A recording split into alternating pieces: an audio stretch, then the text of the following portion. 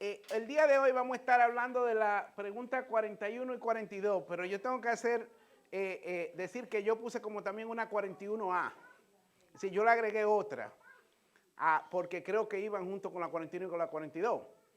Y vamos a hablar acerca de los nombres del mediador. Y la pregunta 41 pregunta que por qué el nombre al mediador se le llama Jesús. Y la 42 después dice que por qué al mediador se le llama Cristo. La que yo agregué, que es la 41A, es por qué al mediador se le llama Emmanuel. Entonces tenemos que hablar de los tres nombres: Emmanuel, Jesús y Cristo. Tenemos que entender que en los tiempos de nosotros, donde nosotros vivimos, el asunto de los nombres no tiene relación con la persona. Los padres buscan un nombre bonito, a veces buscan nombres que colocan el nombre de la esposa y el esposo juntos para que suene bonito, para que sea único, pero al final esos nombres no tienen nada que ver con la personalidad de la persona, del niño. Y si pudiéramos pensar que algo que sí quizá puede tener algo que ver con algo de la persona son los apodos. Ustedes saben algunos apodos, ¿verdad? Le decía, por ejemplo, decía yo a Hazel, bueno, en Venezuela, ¿verdad? Dicen la catira. Todo el mundo sabe lo que es una catira, ¿verdad? Una rubia. Pero ojo que los colombianos no le dicen catira, los colombianos dicen mona. Entonces depende de si tú estás en Colombia o tú estás en México le dicen güera. Y en Dominicana una mona es diferente. Una mona es alguien simpático, alguien bonito. ¿Verdad? ¿Qué mona? ¿Qué mona es? Entonces los apodos, depende de tu geografía, para esa persona sí dicen algo. Algunos dicen el zurdo. Bueno, ya se sabe que un zurdo es que tiene la mano zurda, ¿verdad? Entonces el apodo está más o menos, alguna característica dice, aunque sea externa. Pero el nombre no dice nada. Hay mucha gente en la calle que se llama Jesús. Pero ese nombre de Jesús, para esa persona, no tiene nada que ver en lo absoluto con la personalidad de la persona. En los tiempos bíblicos era diferente. La Biblia, los nombres tienen significado. Y los nombres están ligados a la esencia de esa persona. Hablan de la persona. Y aquí nosotros tenemos tres nombres para nuestro mediador: Emmanuel, Jesús y Cristo. Y estos tres nombres están en la Biblia, lo vamos a ver rápidamente, para entender de qué se tratan estos nombres y ver cómo no se contradicen uno con otro, sino que hablan de la esencia misma de nuestro mediador. Primeramente, cuando se hace el anuncio, el profeta Isaías hace el anuncio del Mesías.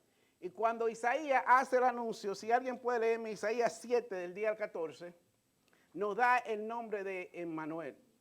Tengo que decir otra cosa.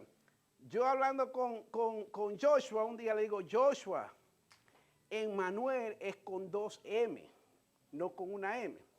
Bueno, haciendo el estudio ahora que estoy leyendo mi Reina Valera tiene como una M. Y digo yo, tengo que decirle a Joshua que yo me equivoqué, porque estoy ahí, hay un asunto de que si es con una M o con 2 M. Bueno, en inglés son 2 M, entonces en español una. Por eso mismo que digo, eso es lo que quiero decir, que fui yo el del problema, ¿verdad? No Joshua, pero que tenía que decir a Joshua, fui yo el del problema, porque ahora que yo estoy haciendo este estudio veo, era una M, no 2M. Yo lo veía con 2M. Ok. Sí, 7:10. Ajá. Isaías 7:10.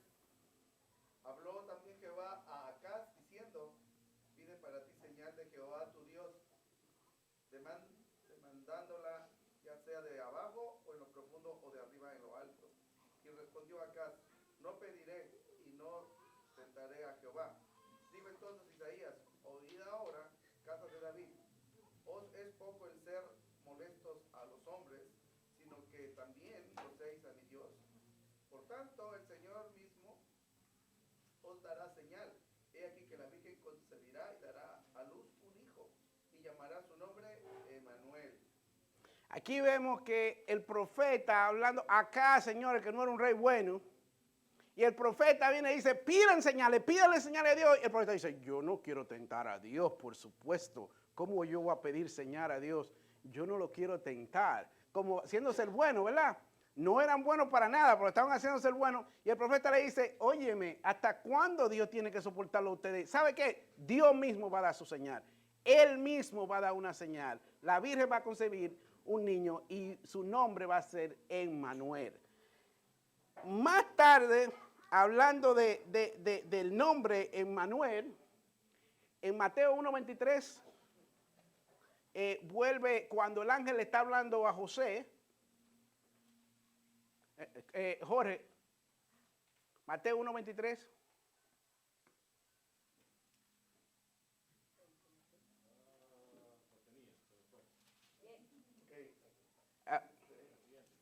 He aquí una virgen concebirá y dará a luz un hijo y llamará su nombre Emmanuel, que traducido es Dios con nosotros. Gabriel ahora, hablándole a José, le dice que lo que está pasando aquí es el cumplimiento de las escrituras, y Gabriel lo lleva a Isaías y le dice cómo el Mesías iba a nacer de una virgen y el nombre iba a ser Emmanuel, pero ahora Gabriel, el ángel Gabriel, añade el significado del nombre, y el significado es Dios con nosotros. Entonces Emmanuel, más que un nombre, está hablando es de la esencia del Mesías. Dios no iba a enviar a un profeta, Dios no iba a enviar a un emisario, sino que Emmanuel dice que Dios mismo, el mismo Dios, iba a descender de los cielos, Él iba a habitar entre nosotros, Él se iba a encarnar, se iba a dar a reconocer, iba a habitar con los hombres, el mismo Dios, no un enviado de Dios. Entonces, Emmanuel es más una declaración en sí misma de que es Dios mismo el que va a hacer esto. Y la profecía de Emmanuel se cumple en Jesucristo. Juan, otra persona. Juan 1:1 y 14. En el principio era el verbo y el verbo era con Dios y el verbo era Dios. 14.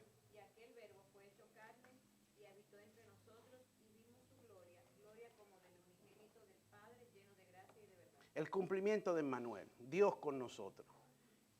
En el principio el verbo era Dios, y ese verbo se hizo carne, y ese verbo hizo tabernáculo, ese verbo habitó entre nosotros. El cumplimiento del anuncio de Isaías de que iba a venir, Dios mismo iba a descender de los cielos, Dios mismo se iba a hacer carne, Él iba a habitar entre nosotros, y Él iba a venir a salvar a su pueblo, pero me estoy adelantando. Aquí el profeta lo que habla es de que el nombre Emmanuel nos habla de que es Dios con nosotros, de que es el mismo Dios. Es una declaración de que el que va a venir es Dios. Y el que iba a venir vino, y Juan dice, ya vino. El verbo se hizo carne. Y ahora ese verbo que se hizo carne se ve en el próximo nombre, ¿verdad? El próximo nombre es el nombre de Jesús. Y la pregunta 41 dice, ya yo agregué la 41A, ahora la pregunta 41 dice, ¿por qué nuestro mediador fue llamado Jesús? Esa es la pregunta del catecismo. Y la respuesta dice, nuestro mediador fue llamado Jesús porque Él salvaría a su pueblo de todos sus pecados. Entonces, vemos que Emmanuel, Dios con nosotros, ahora se hace carne, y Gabriel le dice ahora a María y a José, le ponen por nombre Jesús. Pero, y ahí vemos Mateo 1:21. ¿Puedes cambiar? Mateo 1:21. Bueno, 1 del 18 al 21. Para agarrar bien el contexto, Alberto. Mateo 1, 18 al 21. El nacimiento de Jesucristo fue así. Estando desposada María, su madre, con José, antes que se juntasen, se halló que había concebido del Espíritu Santo. José, su marido, como era justo y no quería infamarla, quiso dejarla secretamente. Y pensando él en esto, he aquí un ángel del Señor le apareció en sueños y le dijo, José, hijo de David, no temas recibir a María tu mujer, porque lo que en ella es engendrado del Espíritu Santo es. Y dará a luz un hijo y llamará su nombre Jesús, ¿Ah? porque él salvará a su pueblo de sus pecados. Ahí el ángel Gabriel le dice de nuevo a María y a José, hablando con ellos dos, ahora dan el nombre de Jesús, pero ahora también da el significado del nombre de Jesús. Se le llama Jesús porque él iba a salvar a su pueblo de sus pecados. El nombre Jesús significa Jehová salva. O, dicho de otra manera, significa Salvador. Entonces, el nombre de Jesús habla del propósito de la misión para la cual Emmanuel se iba a encarnar.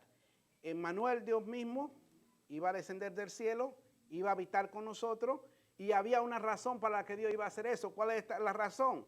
Salvar a su pueblo de sus pecados, lo cual se representa en el nombre de Jesús. Esto nos trae, antes de seguir, quiero decir algo interesante acerca del catecismo. Una de las funciones para cuál se hizo este catecismo que estamos estudiando era justamente para equipar a los miembros de la iglesia, incluyendo a los niños, a que pudieran prestar más atención en el sermón.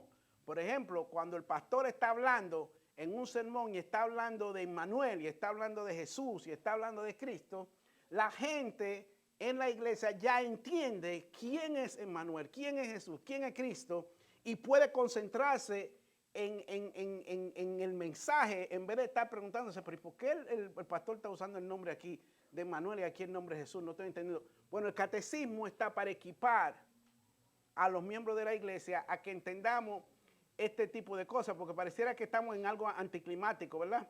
En las últimas semanas hemos estado hablando de que por qué el mediador tenía que ser hombre, y nos metimos profundamente ahí. Después que por qué el mediador tenía que ser Dios, y ahí entramos profundamente. Y después que por qué tenía que ser hombre y Dios en la misma persona. ¿Se recuerda de todo esto? Y ahora como que ahora estamos diciendo, ¿por qué se llama Jesús? ¿Por qué se llama Cristo? Pareciera como que esto es más simple, ¿verdad?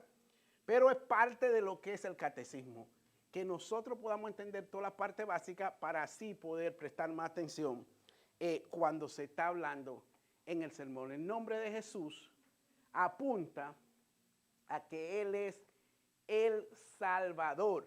Y el ángel Gabriel se lo dice a María, pero después el ángel Gabriel se lo repite a José. ¿Por qué? Porque en la tradición hebrea, quien pone el nombre a los niños era el padre. Imagínense, a los 8 días traían al niño a la circuncisión, pero la mujer no estaba ahí, la madre no estaba ahí cuando traían al niño a la circuncisión. ¿Por qué? Porque la tradición judía decía que la mujer tenía que purificarse por 40 días. Si traían al niño a los 8 días, la mujer no iba a estar ahí porque no estaba purificada. Entonces, le tocaba al padre ponerle el nombre al niño, y por eso el ángel le dice a José, le llamarás por nombre Jesús. ¿Verdad? Le confirma o lo reconfirma lo que ya le había dicho a María. José iba a hacer ese papel, ese rol, al ser el esposo de María, de criar a Jesús. Y entonces tenemos aquí que el nombre Jesús es Salvador. Pero quiero algo interesante, tanto en el nombre Manuel, bueno, dale la próxima, creo que está ahí. Tanto en el nombre Manuel como en el nombre Jesús. De nuevo, tenemos que hacer la diferencia. A veces el pastor dice, hay que usar el lenguaje de manera precisa, ¿verdad? Muchas veces lo dice, las palabras hay que usarlas de manera precisa. Y a veces creemos, cuando hablamos del Señor Jesucristo, que es algo que Él hace. Por ejemplo, cuando decimos el nombre Jesús, significa Salvador. Y aquí dice que Él iba a salvar a su pueblo de sus pecados. Pero en realidad, si te entra más profundo, no es que Jesús hace algo. Él es el Salvador en su persona. Él es Dios en su persona. Él es salvación. No sé si me estoy explicando bien. No es algo externo a Él. No es algo externo a Él. Jesús mismo es salvación. Jesús mismo, por ejemplo, cuando Jesús explicaba, yo soy la puerta. El que no entra por mí, todos los que entraron ante mí son ladrones y salteadores. Yo soy la puerta. Yo soy la verdad. Yo soy la vida. Él en su persona, en su esencia, Él es Dios y Él es todo eso. Él es salvación y Él es Dios encarnado. Entonces, tanto Emmanuel como Jesús hablan de esa esencia del mediador, que el mediador es el Hijo de Dios, Él es Dios en sí mismo y el mediador es salvación, Él es la salvación de su pueblo. Y aunque no me voy a entrar mucho en esto, porque prometí que voy a tratar de romper récord con Jorge, de sacarlo todavía más temprano, pero... No, ya, sí, voy por ahí. Pero algo interesante es, dale la próxima. Algo interesante es que ¿de qué iba a salvar Jesús a su pueblo? De sus pecados. Entonces, muchas veces, muchas iglesias que te dicen, ¿sabe qué? Si tú vienes a Cristo, Dios te va a salvar de tu miseria. Vas a ser rico. Se te van a resolver los problemas. Si tú vienes a Cristo, tú ya no vas a andar deprimido, ya tú vas a conocer, si eres joven, ¿verdad? Vas a conocer buena chica para tener buen matrimonio, si eres tal cosa. Hay montones de cosas que las iglesias enseñan de que Dios te va a salvar a ti de algo. Pero en realidad, ¿de qué nosotros necesitamos salvación? De nuestro pecado. El problema fundamental, y lo vimos un poquito hoy en lo que el pastor estaba predicando, David dice, ¿cómo David lo dice esto? En pecado me formaste, ¿verdad? Entonces, el problema de nosotros es un problema que viene de nuestro nacimiento. El problema de nosotros es el pecado. Por cuanto todos pecaron y están destituidos, alejados de la gloria de Dios. Todos. ¿Cuántos? Todos. Entonces necesitamos salvación de nuestro pecado. Pero el problema es, ¿quién puede perdonar pecado? ¿Sabe que los israelitas eran buenos en esto? Ellos sabían sin lugar a duda que solo Dios mismo podía perdonar pecado, que nadie más podía perdonar pecado si no era Dios. Y por eso cuando están atacando a Jesucristo, cuando Jesucristo dice, tus pecados te son perdonados a aquel inválido, todos los escribas y fariseos se exaltan y se molestan y dicen blasfemia, blasfemia, blasfemia, ¿cómo es posible? Solo Dios puede perdonar pecado.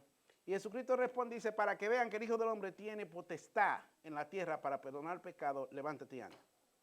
¿Verdad? Y después le dice, ¿qué es más fácil decir? Tus pecados te son perdonados, levántate y anda. Entonces, Jesucristo,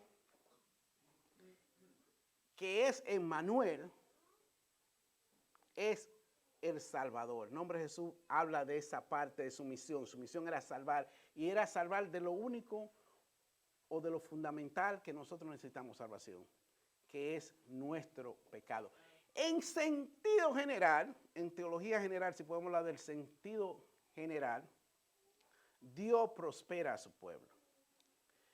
Pero la prosperidad de la que Dios habla no es una prosperidad efímera, no es una prosperidad material, va mucho más allá. La prosperidad de la que Dios habla, cuando dice Dios bendice a su pueblo, es esa prosperidad espiritual que ahora tú tienes una vida gozosa. Jesucristo dice, yo vine para que tengan vida en abundancia. Esa vida abundante, eso es prosperidad. Tener esa vida abundante en el que tú te sientes gozoso independientemente de las circunstancias a las que tú estás pasando, esa es la prosperidad de Dios. Pero sabemos que en sentido particular, ahora se me olvidó el versículo, pero dice que todos los que andan en godliness, en todo aquel que quiera andar en piedad, lo voy a decir, estoy parafraseando, tiene que pasar persecuciones. Hay persecuciones, hay aflicciones que afectan a todos los hijos de Dios. Pero Pablo dice que estas aflicciones momentáneas, ¿qué pasa? No se comparan con la gloria venidera. Con la gloria venidera. Y ahí es que está la prosperidad de los hijos de Dios. Las aflicciones momentáneas que nosotros pasamos no se comparan con el peso de gloria que nos espera a nosotros en los cielos. Y por eso nosotros podemos pasar por esas adversidades, porque Jesucristo, o en este caso Jesús, para conformarme a lo que estoy hablando, Jesús, el Salvador, Dios mismo, Emmanuel, se hizo carne y Él vino con un propósito, y su propósito fue salvar a su pueblo de todos sus pecados. Entonces entendamos eso, de que la función principal a la que Jesús vino a hacer fue... Ahora, ¿cómo salva a Jesús? No solo salva desde el pecado, obviamente al salvarnos del pecado hay otras cosas que vienen relacionadas a eso. ¿Cómo qué? Si nos salva del pecado, ¿de qué también nos salva con relación al pecado? La muerte. Bueno, ¿y qué es la muerte? Pero ok, tú estás correcto, pero de las consecuencias. Si nos salva del pecado, nos salva de las consecuencias del pecado, ¿verdad? Y una de las consecuencias del pecado es la muerte, ¿verdad? Jesucristo vino y conquistó la muerte. Entonces, para los hijos de Dios, la muerte física pasa a ser ¿qué? Una puerta para entrar a la otra fase de su vida eterna. Recuérdense que la vida eterna no comienza después que morimos. Jesucristo dice, el que cree en mí, aunque muera, vivirá. Y el que cree en mí y está vivo, no morirá. La vida eterna comienza en el instante que tú crees en Jesucristo. Y entonces la muerte física pasa a ser solo una puerta para entrar a la próxima fase de la vida eterna. Pero es una vida eterna que continúa. Jesucristo ya conquistó la muerte. ¿Dónde se ve eso en la Biblia? En la Biblia. ¿Dónde se ve eso? No, ¿cómo la Biblia lo explica? En 1 Corintios 15, ¿verdad? Oh, muerte, ¿verdad? ¿Verdad? Oh, sepulcro, tu victoria. No hay victoria en el sepulcro. El sepulcro ya no tiene victoria. La muerte, dice, el aguijón del pecado es la muerte. Ya no existe el aguijón del pecado. Dios nos libró, Jesús nos salva de nuestro pecado, y en salvarnos de nuestro pecado nos salva del aguijón del pecado, que es la muerte, el temor, dice la Biblia, el temor a la muerte, nos libra del temor. Dice, los hombres que estaban esclavizados por el temor a la muerte, Jesús, el Salvador, viene a librar a su pueblo de los pecados de su pueblo, de la consecuencia del pecado, y ya no tenemos temor a la muerte, o no debemos tener temor a la muerte, porque ya la muerte misma fue conquistada. Apocalipsis dice que el último que va a ser echado al lago de fuego es la muerte. Ya está conquistada. Entonces, nos libra del pecado, de la consecuencia del pecado. Ese es el nombre de Jesús. El nombre de Jesús es Salvador. Entendemos, si alguien le pregunta para ustedes por ahí, ¿qué significa el nombre? A ver si han entendido algo. ¿Qué significa el nombre Emmanuel? ¿Y qué significa el nombre de Jesús? Salvador. ¿Verdad? Jehová salva o Salvador. Tenemos aquí. Y ahora venimos a la pregunta 42. Esa fue la pregunta 41. ¿Por qué el mediador se le llama Jesús? Ahora la pregunta 42 es, ¿por qué nuestro mediador fue llamado Cristo? Es el tercer nombre que vemos el día de hoy. ¿Por qué fue llamado Cristo? Y la respuesta es un poco larga a esta. La otra era sencilla. ¿Por qué el Salvador se llama Jesús? Porque Él salvaría a su pueblo de sus pecados. Y ahora, ¿por qué al mediador se le llama Cristo? La respuesta dice, nuestro mediador fue llamado Cristo porque fue ungido sobre medida con el Espíritu Santo, y así fue apartado y plenamente revestido con toda autoridad y capacidad para desempeñar los oficios de profeta, sacerdote y rey de su iglesia, tanto en el estado de humillación como el estado de exaltación. Y se nos dan una serie de versículos bíblicos. Entonces vamos a ir a cada una de estas partes de la respuesta. ¿Por qué a nuestro mediador se le llama Cristo? Dice la respuesta, porque fue ungido sobre medida con el Espíritu Santo. En el Antiguo Testamento, cuando se quería marcar a alguien, cuando se quería apartar a alguien con relación a Dios, esa persona era ungida. La palabra era ungida, si ustedes se recuerdan, en la Biblia tenemos los famosos casos de Saúl y David, ¿verdad? Fueron ungidos. La manera de ungirlo es que el profeta venía, usaban un aceite en un cuerno, entonces le vaciaban el aceite sobre la cabeza, lo ungían con aceite sobre su cabeza, y eso significaba, el aceite era una representación del Espíritu Santo, y eso significaba lo que el pastor dijo el día de hoy en el sermón, que esa persona iba a ser equipada, preparada para cumplir una función específica, ¿verdad? Entonces, la unción era esa acción en donde se vaciaba el aceite sobre la cabeza de la persona. En el Nuevo Testamento incluso se dice, oye, si hay un enfermo ante ti, que se pare delante de los ancianos y ellos lo ungen con aceite. El ungir con aceite, el marcar con aceite es un acto de consagración, pudiéramos decir. Pero aquí vemos que la respuesta dice, en hebreo, la palabra unción o ungido es Mesías. En el griego, la palabra ungido es Cristos. Entonces, en un sentido, si se ponen a pensar en un sentido, estamos hablando de tipos aquí, en un sentido, un ungido era un Mesías, un ungido era un Cristo.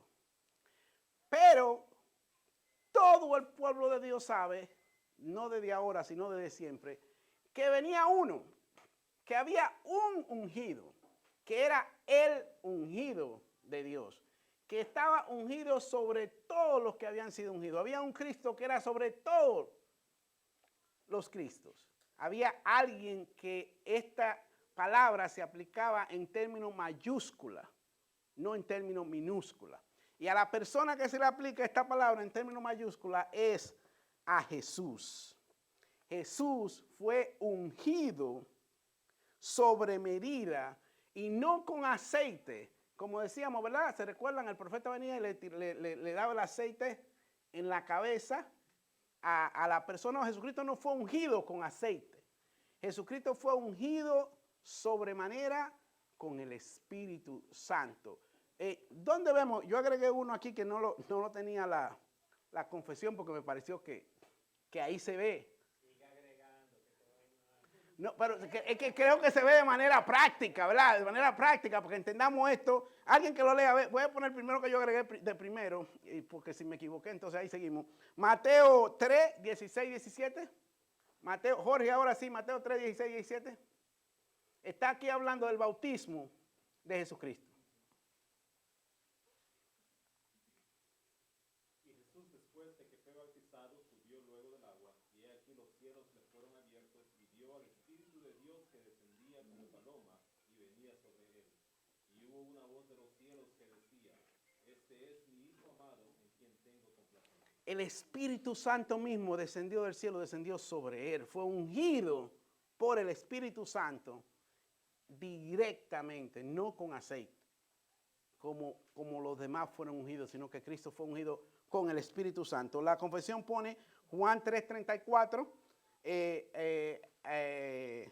y Salmos 45:1, pero yo diría 45:1 y 2, para que lo tengamos bien claro. Juan 3:34. Duro, doña Mercedes. Porque el que Dios envió, la palabra de Dios habla, pues Dios no da el Espíritu por medida. Jesucristo recibió el Espíritu sin medida. Salmos 45, 1 y 2. Ajá. Rebosa mi corazón palabras buenas, dirijo al rey mi canto, mi lengua es pluma de escribiente muy ligero. Eres el más hermoso de los hijos de los hombres, la gracia se derramó en tus labios, por tanto, Dios te ha bendecido para siempre. La gracia se derramó en Jesucristo sin medida. El Espíritu Santo lo ungió de sobremanera. Hebreo habla de que él fue ungido con óleo de alegría más que todos sus hermanos, que fue exaltado a un nivel más alto que todos sus hermanos por cuanto él amó la rectitud y aborreció el pecado. La justicia, no la rectitud. Aquí vemos que, ¿por qué se llama nuestro mediador Cristo? De nuevo, Cristo ungido. Porque Él es el ungido de Dios. Él fue ungido en sobremedida por medio del Espíritu Santo. ¿Y cuál es el propósito de esto, de haber sido ungido sin medida por el Espíritu Santo? Para así ser apartado y plenamente revestido con toda autoridad y capacidad. Jesucristo fue revestido de toda autoridad y capacidad. Y la confesión nos da aquí Juan 6:27. Yo agregué Mateo 28 a esto. Pero vamos a ver Juan 3:17. Juan 6:27.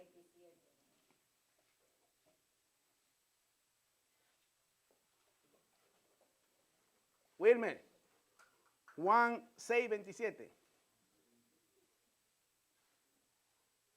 Noé, Mateo 28, 18 al 20.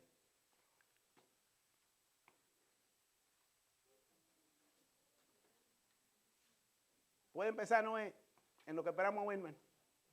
28 al 20. Ajá. 18 al 20.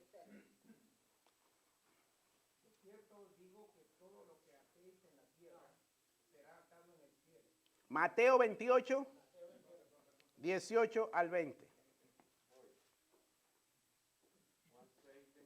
Ajá.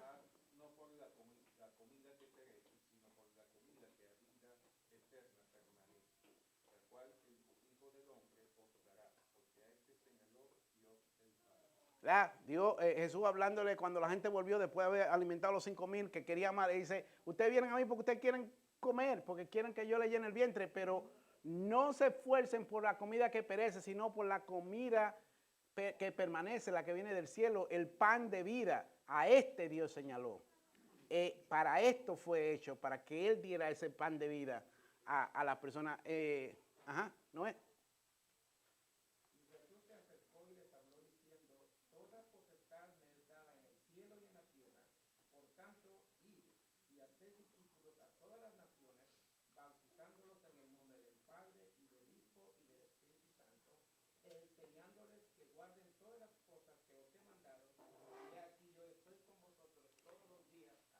La gran comisión, Jesucristo la da basada en la gran declaración del versículo 18.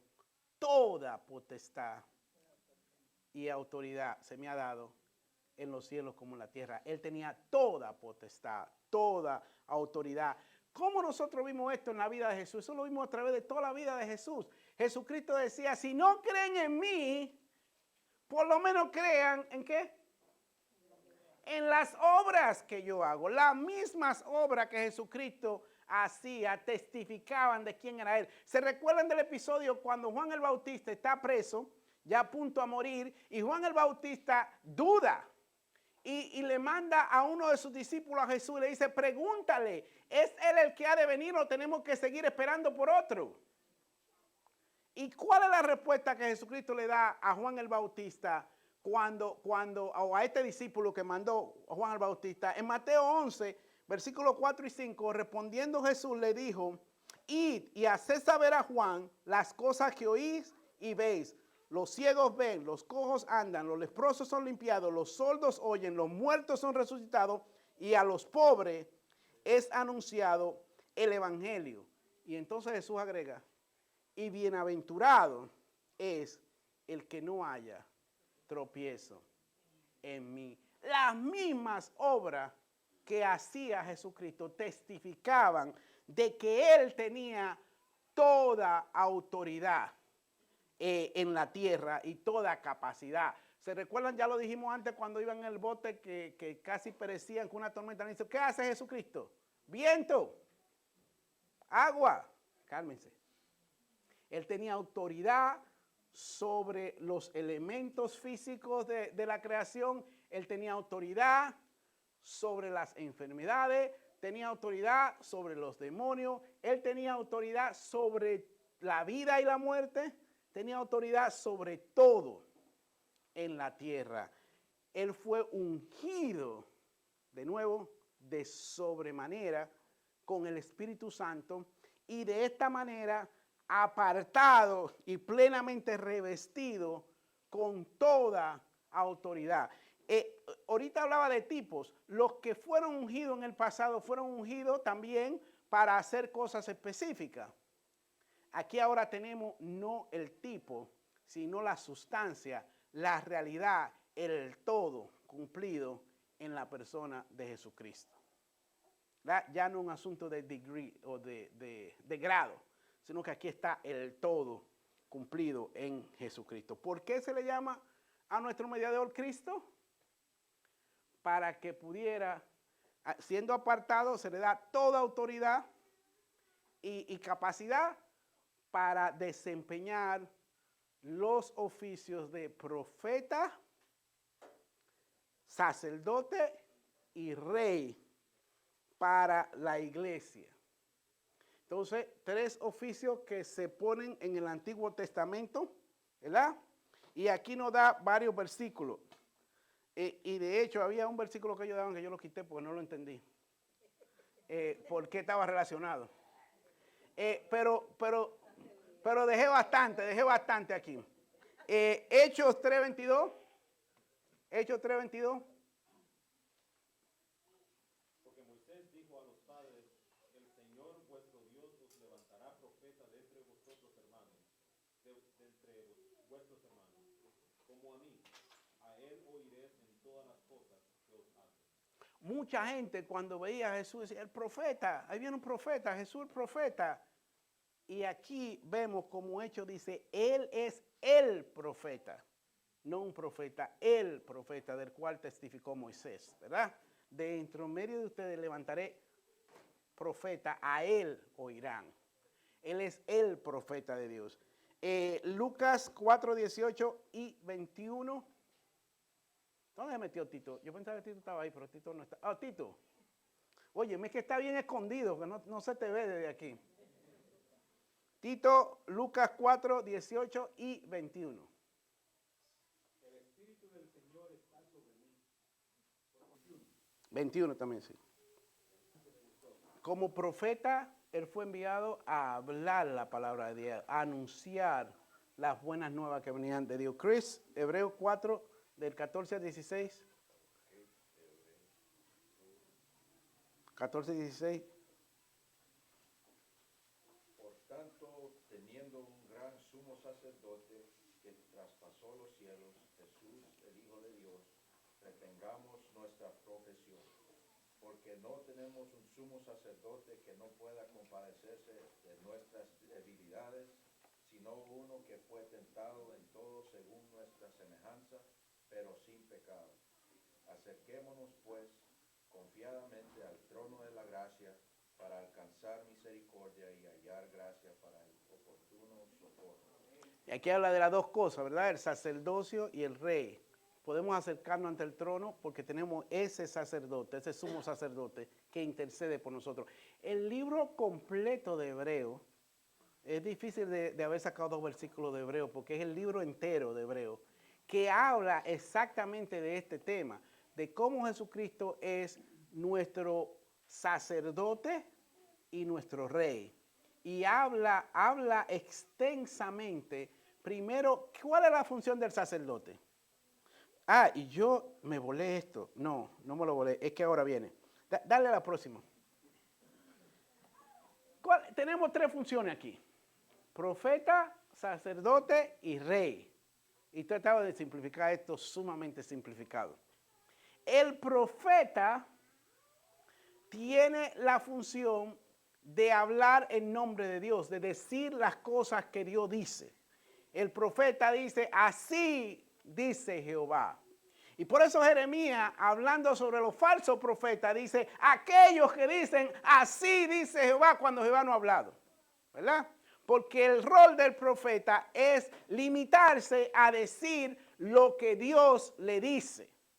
El profeta dice lo que Dios le dice y muchas veces al hacerlo predice también las cosas que van a pasar en el futuro, porque Dios se la dice. Entonces el profeta es un vehículo para traer la palabra de Dios al pueblo. Como sacerdote, ¿qué hace el sacerdote? Intercede. El sacerdote, ¿cómo intercede el sacerdote? ¿Cómo intercedía en el Antiguo Testamento? El sacerdote hacía sacrificio en nombre de la persona para perdón de pecado. Jesucristo es las dos cosas. Él es el intercede, él hace, intercede, pero no hay sacrificio que él pueda traer. Otro que no sea él mismo. Entonces él es el sacerdote eterno. Interesante en la antigüedad, y dice Hebreo habla de esto un montón, señores, es que varios capítulos, así que no puedo decir que un versículo, varios capítulos. Pero Hebreo dice, miren, en la antigüedad hubieron muchos sacerdotes, y cuando moría un sumo sacerdote, ¿qué pasaba? Se nombraba otro, y moría ese y se nombraba otro. Dice, pero Jesucristo no es de esa orden de sacerdote. Jesucristo no es de la orden de Aarón. Todos los sacerdotes venían de la orden de Aarón. ¿De qué orden es Jesucristo? De la orden de Melquisedec. Melquisedec es un sacerdote diferente, es un sacerdote con un sacerdocio eterno. Entonces Jesucristo viene de la orden de Melquisedec, que era un sacerdote, pero Melquisedec también tenía otra propiedad. ¿Qué pasaba con Melquisedec? Él era sacerdote y rey, el rey de Salem. Entonces tenemos que Jesucristo es de esa orden de Melquisedec, en la cual se puede ser sacerdote y rey, que es diferente de la orden de Aarón, en donde no podían ser rey los sacerdotes. Entonces tenemos a Jesucristo como sacerdote eterno, de un sacerdocio eterno. Él hace también el sacrificio perfecto, que es un sacrificio eterno, de un valor infinito. Y entonces tenemos a Jesucristo como profeta, habla trayendo la palabra de Dios, Jesucristo como sacerdote, intercediendo, y da el versículo que repito, Hebreos 7, 25 a 27, en donde Él ahora vive y está ahí en el cielo, intercediendo por todo lo que por medio de Él quieren acercarse a Dios eternamente. Esa es la función de Jesucristo. El enemigo viene y acusa a los hijos de Dios delante de Dios y dice, pero no viste lo malo que hicieron, no viste los malandrines que son como David. Y Jesucristo viene y dice, yo pagué por eso. Mi sangre cubrió por ese pecado.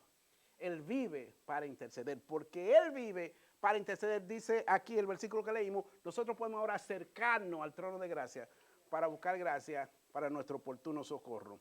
Y como rey, ¿qué hace el rey? ¿Qué hacía David como rey? Su función era liberar al pueblo de los enemigos. Era gobernar, guiar. Jesucristo nos guía, nos libera de nuestros enemigos al liberarnos y salvarnos de nuestros pecados. Entonces, como profeta, como sacerdote, como rey, Jesucristo es nuestro líder supremo. Jesucristo es completo en sí mismo. Él es la figura de autoridad perfecta a la que nosotros miramos. Él es nuestro guía, nuestro intercesor. Por último, dice la respuesta, ¿por qué le llaman a nuestro mediador Cristo? Y él dice que esta parte que estábamos hablando anteriormente, como Jesucristo, esta parte que hablamos, como Jesucristo fue ungido sobre medida por el Espíritu Santo, apartado y plenamente revestido con autoridad y capacidad para ser profeta, sacerdote y rey de su iglesia, lo hace tanto en su estado de humillación como en su estado de exaltación. Y aquí tenemos, a ver, Salmos 2:6.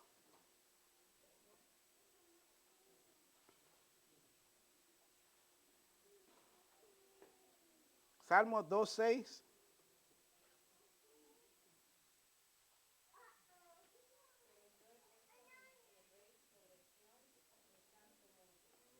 Jesucristo está ahí sentado como rey en el monte de Dios. Podemos nosotros estar confiados de que Él está reinando, porque Él es el cumplimiento de las profecías de Isaías 9. Isaías 9, 6 y 7. Alberto, no, porque usted tiene una buena voz. 6 y 7. Isaías 9. Sí. 6 y 7 dice, porque un niño nos es nacido, hijo nos es dado, y el principado sobre su hombro, y se llamará su nombre admirable, consejero, Dios fuerte, Padre eterno, príncipe de paz. Y el 7, lo dilatado de su imperio y la paz no tendrán límite sobre el trono de David y sobre su reino, disponiéndolo y confirmándolo en juicio y en justicia desde ahora y para siempre. El celo de Jehová de los ejércitos hará esto. En su humillación, Jesucristo, siendo Dios, dice Filipenses 2, que no tomó en cuenta ser igual a Dios, sino que se despojó a sí mismo. Jesucristo se encarnó, y se encarnó no como un hombre ya, como Adán fue creado ya maduro, sino que Jesucristo se encarna como ¿quién? Como el bebé de Belén. Se encarna en un bebé. ¿Qué humillación, qué estado de fragilidad más grande hay que la de un bebé recién nacido, que no puede defenderse? Jesucristo se humilla y se hace carne y comienza y crece, nace y crece como cualquiera de nosotros nace y crece en una comunidad, siendo miembro de una comunidad. Jesucristo dice la Biblia que en todo eso aprende obediencia, pero dice el profeta, hijo nos es nacido, niño nos es nacido, hijo nos es dado. Entonces dice, ¿quién es Él en realidad? Él es Padre eterno. Lo estamos diciendo mal. Admirable. Consejero. Dios fuerte. Padre eterno. Príncipe de paz. Señores, el mismo que el niño. Es admirable. No hay nadie tan admirable como el Señor Jesucristo. Cuando el ángel le dé el anuncio a María, ¿cómo que le dice? Y será llamado grande, hijo del Altísimo, le dice el ángel a María, hablando de Jesús. Admirable, consejero, porque ¿quién le dio consejo a Dios? ¿Y quién estuvo con Dios cuando Él creó todas las cosas? Le pregunta a Dios a Job, sin que pueda responderle. Jesucristo estaba junto con Dios en ese momento. Él es admirable, consejero, pero Él es Padre eterno, Él es el mismo Dios. Y aquí se nos complica la cosa un poco, ¿verdad? Es que la misma sustancia, Él es Emmanuel. Él es Dios con nosotros. Por eso Él es Padre eterno. Y Él es el príncipe de paz. Dice Romanos 5 que ahora, habiendo sido justificado, venimos a tener paz para con Dios. La paz de Dios, Jesucristo es el príncipe de paz. La enemistad que teníamos con Dios puede ser abrogada, puede ser salvada únicamente en la persona de Jesucristo. Entonces tenemos aquí que por qué los tres nombres de Cristo, Emmanuel, Jesús y Cristo, hablan en su totalidad de la persona, de la esencia de Jesucristo.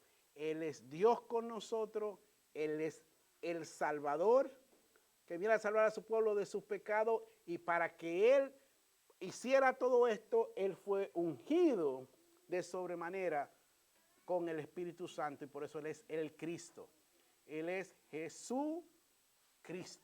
Y por eso ahí unimos esos dos nombres en un solo nombre, porque no pueden separarse. Él es Jesucristo, el Salvador, el ungido de Dios, el amado de Dios. Y por eso cuando nosotros estamos en Cristo, nosotros venimos a ser recipientes de toda la gracia y de todas las bendiciones de Dios. ¿Pregunta?